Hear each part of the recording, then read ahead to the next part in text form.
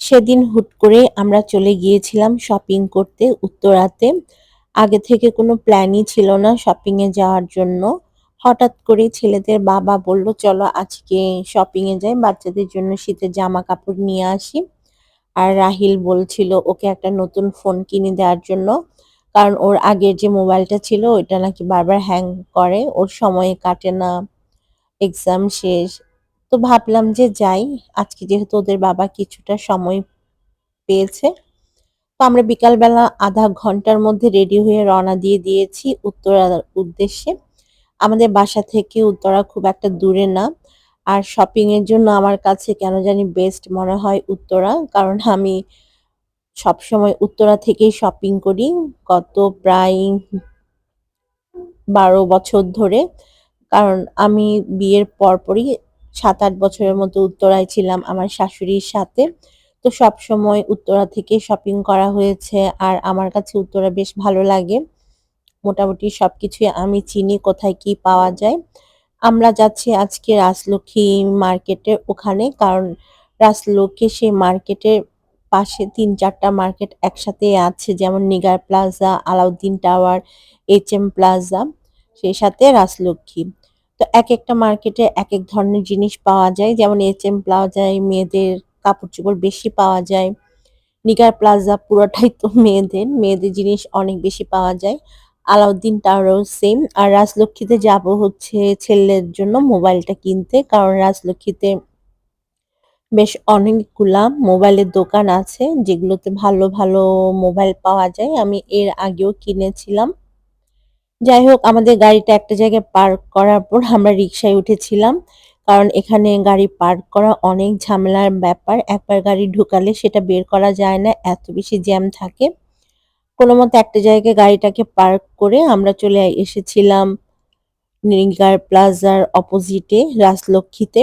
কারণ আমাদের একটাই কাজ ছিল, আমার ছেলের মোবাইলটা আগে কিনবো। তো মোবাইল ও আগে সিলেক্ট করে আসছে যে কোন মোবাইলটা ও কিনবে। কারণ ও মনে হয় অনলাইনে দেখেছে যে ফোনটা ভালো গেমিং এর জন্য। তো ফাইনালি আমরা রাজলক্ষ্মী থেকে ওকে একটা মোবাইল কিনে দিয়েছি। Redmi 15 সেটটা ও এখন থেকে ইউজ করবে।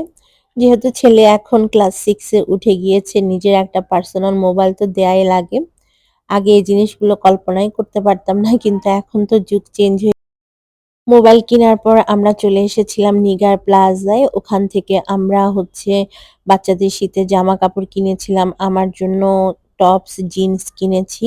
আর ওর বাবার জন্য কয়েকটা শার্ট নেয়ার পর হচ্ছে আমরা অনেক বেশি হাংরি হয়ে যাই। তারপরে খুব দূরে যেতে ইচ্ছা করছিল না বলে নিগার প্লাজার নিচে যে সাবওয়ে জোনটা আছে ওখান থেকে সাবওয়ে স্যান্ডউইচ খেয়েছি।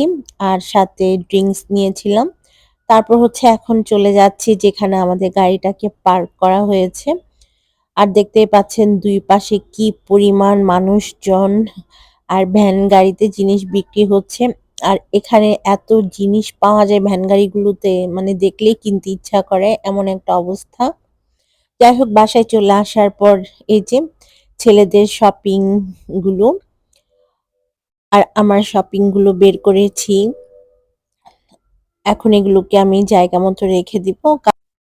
আমরা বাসায় আসতে, আসতে প্রায় ৭টার মতো বেজে গেছে। আমাদেরকে দিয়ে ওর বাবা চলে গেছে লাইব্রেরিতে পড়াশোনা করার জন্য। কারণ ওর তো সামনে এক্সাম। সময় নষ্ট করা যাবে না একদমই। তো এটা হচ্ছে রাহিলের মোবাইল ফোন যেটা আজকে ওকে আমরা কিনে দিয়েছি। Redmi 15 ও নিজেই পছন্দ করে কিনেছে আসলে মোবাইলটা গেমিং এর জন্য। তাছাড়া ছেলে এখন 6 এ পড়ে। ওর একটা পার্সোনাল ফোনেরও দরকার। মাঝে, মাঝে স্কুলে প্রোগ্রাম হয়, ফোন নিয়ে যেতে চায়। আমি তো দেই না ওকে মোবাইল নিতে।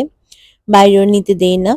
যাই হোক বাসায় যে কদিন ফ্রি আছে সে কয়দিন হয়তো গেম খেলবে। তারপর তো পড়াশোনা নিয়ে আবার ব্যস্ত হয়ে যাবে। তখন আর ফোন ইউজ করার মতো টাইমই পাবে না। এই জানুয়ারি মাস পর্যন্ত হয়তো একটু ফ্রি টাইম আছে ওদের। তো এই যে জিন্স আর টপসটা দেখছেন এগুলো আজকে আমি নিজের জন্য কিনেছি।